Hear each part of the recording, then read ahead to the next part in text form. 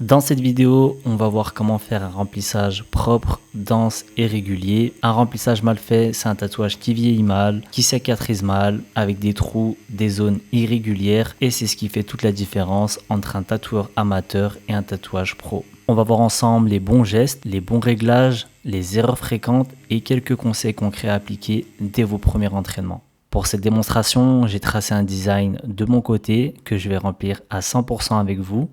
J'ai également préparé d'autres formes pour vous montrer différentes techniques et approches du remplissage.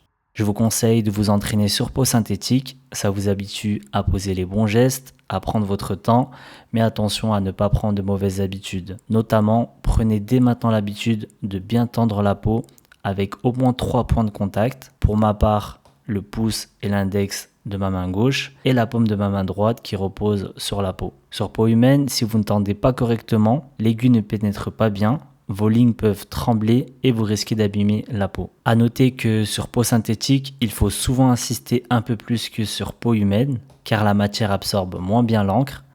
Parlons maintenant des gestes techniques de remplissage. Il y en a plusieurs. Les mouvements circulaires que j'utilise pour saturer une zone à 100% avec un rendu uniforme et dense.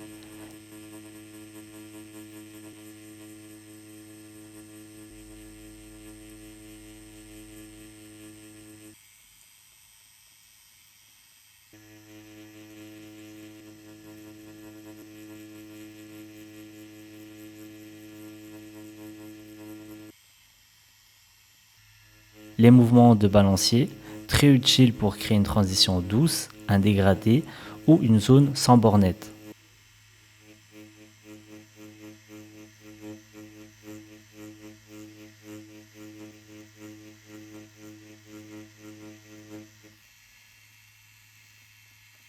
Et enfin, la tranche du magnum, particulièrement efficace pour remplir des zones étroites ou affiner les contours d'un aplat.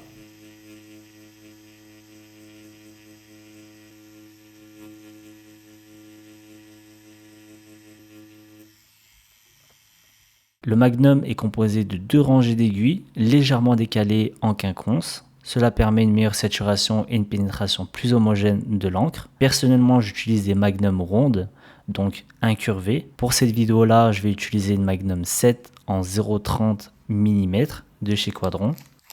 Les magnums incurvés, c'est ce que moi je préfère, car elles épousent mieux les formes du corps. Elles permettent des transitions plus douces, une meilleure pénétration et moins de saignement qu'une magnum plate. Si vous devez faire un traçage comme ici, n'utilisez pas de magnum, c'est beaucoup moins précis. Préférez toujours une round liner pour un trait net. On trace avec donc une round liner, puis on remplit ensuite avec une magnum. Autre habitude, commencez toujours votre remplissage par le bas du design, puis remontez progressivement. Cela vous évite de poser votre main sur une zone fraîchement tatouée qui pourrait saigner ou s'effacer. C'est plus propre et ça limite les frottements. Avant de commencer à piquer, mettez toujours un peu de vaseline sur la zone. Ça aide l'aiguille à mieux glisser, réduit les irritations et limite la dispersion de l'encre sur la peau.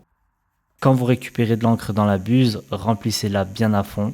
Une buse trop vide vous obligera à revenir trop souvent sur la zone, ce qui cassera votre rythme. Plus elle est bien chargée, plus vos gestes seront réguliers et efficaces.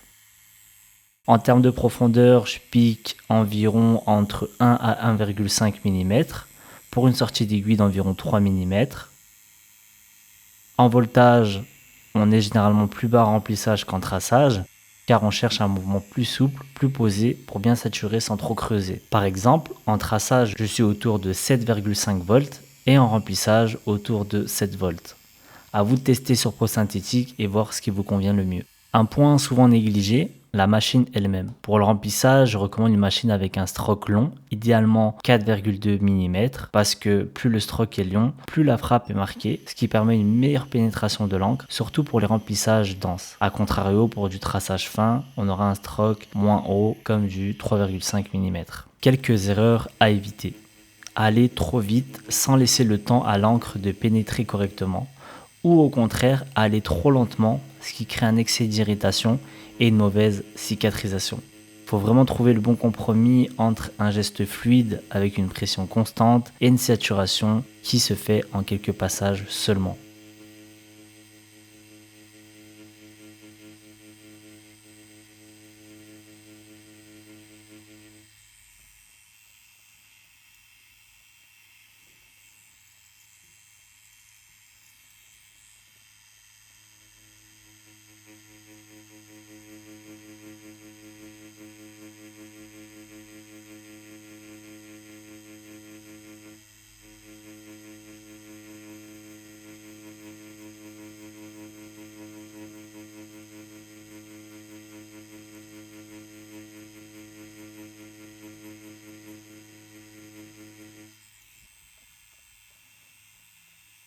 L'inclinaison de votre aiguille est également essentielle.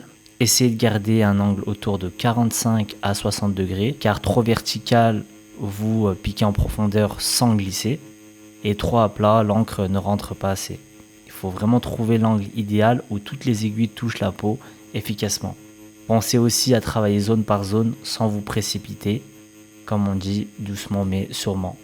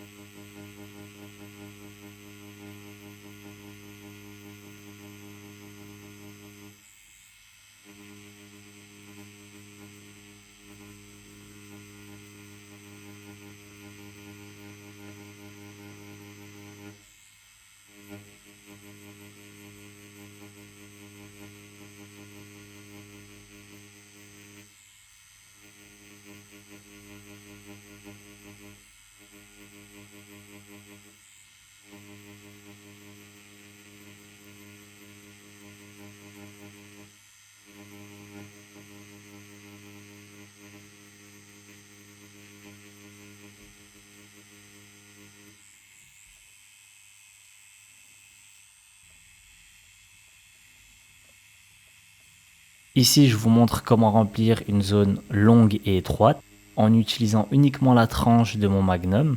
Ce type de geste vous permet de rester précis sans déborder tout en gardant une saturation régulière. L'important c'est de garder un mouvement fluide, une pression constante et de ne pas repasser 10 fois au même endroit. Même sur des zones fines, vous pouvez tout faire au magnum à condition de bien la maîtriser.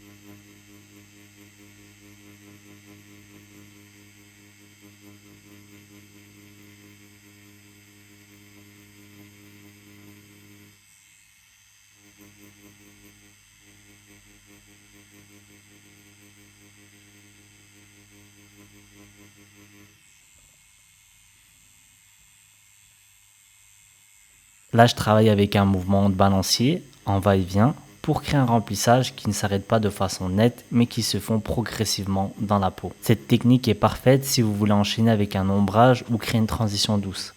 Il faut simplement alléger la pression au fur et à mesure et espacer légèrement les passages vers la fin pour que l'encre se diffuse de façon plus naturelle.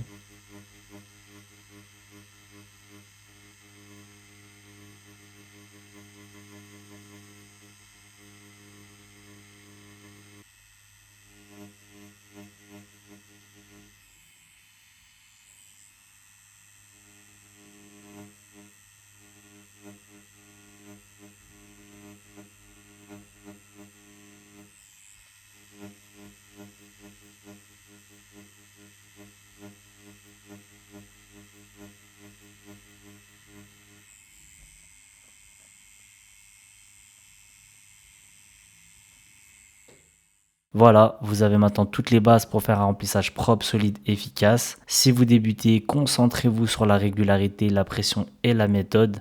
Et surtout, entraînez-vous à maîtriser votre magnum à 100%, car c'est l'un des outils les plus puissants dans votre trousse de tatoueur. Si cette vidéo vous a aidé, n'hésitez pas à mettre un petit like, un commentaire et à vous abonner pour recevoir mes prochaines vidéos. Encore merci et à bientôt.